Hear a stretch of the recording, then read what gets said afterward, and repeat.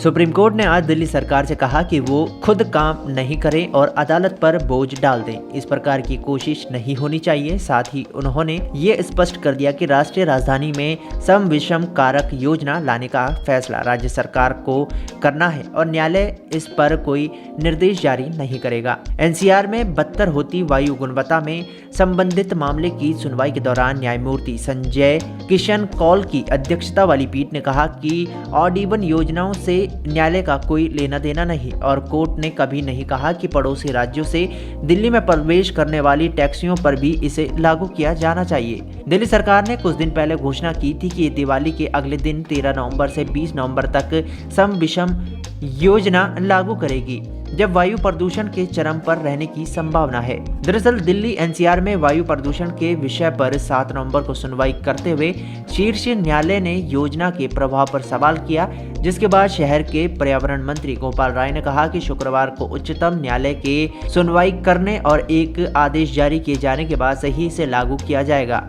बता दें कि शीर्ष न्यायालय वायु प्रदूषण पर पर्यावरणविद MC मेहता की एक याचिका पर विचार कर रहा है। प्रदूषण से जुड़े कई मुद्दे मेहता की याचिका पर सुनवाई के दौरान उठे हैं।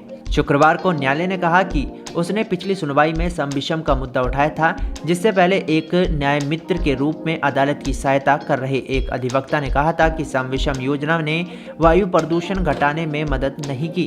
दिल्ली सरकार का प्रतिनिधित्व कर रहे वकील ने कहा कि पड़ोसी राज्यों से आने वाली टैक्सी को दिल्ली में प्रवेश करने देने की जरूरत है, अन्यथा एक बड़ी समस्या बन जाएगी। दिल्ली में काम करने वाले लाखों लोग उत्तर प्रदेश के नोएडा और हरियाणा के गुरुग्राम जैसे शहरों में रहते हैं। न्यायमूर्ति कौल ने कहा, मैं आपसे सहमत हूँ, हमने कभी ये नहीं कहा काम नहीं करने और अदालत पर बोझ डालने की कोशिश न करें, यही हो रहा है। पीठ ने आगे कहा कि न्याय मित्र ने कहा कि इस सम विषम योजना से फायदा नहीं हो रहा, इसमें मदद नहीं मिली है, लेकिन आपने कब कहा कि हम सम विषम लागू करेंगे और टैक्सियों पर भी सम विषम लागू करेंगे?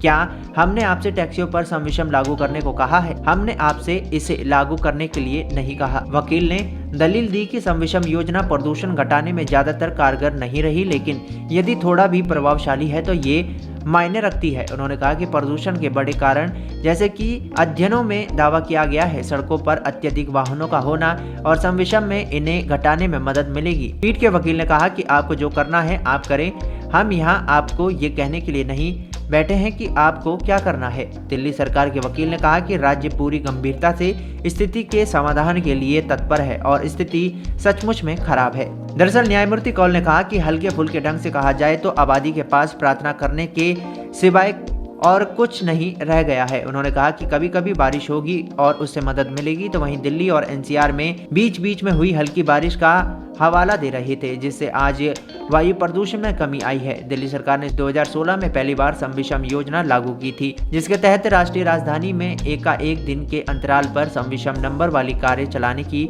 अनुमति दी जाती है।